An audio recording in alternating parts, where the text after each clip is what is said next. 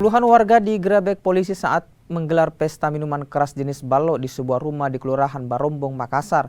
Karena menolak untuk dibubarkan, adu mulut dengan petugas pun tak terhindarkan. Tembakan peringatan sempat dilepaskan petugas saat penggerebekan dilakukan karena pemilik rumah menolak dibubarkan. Sebanyak 15 orang diamankan beserta barang bukti miras ke Mapolrestabes Makassar. Sebelum penggerebekan dilakukan, polisi menangkap 4 orang yang kedapatan membawa senjata tajam, busur panah, dan minuman tradisional jenis balok.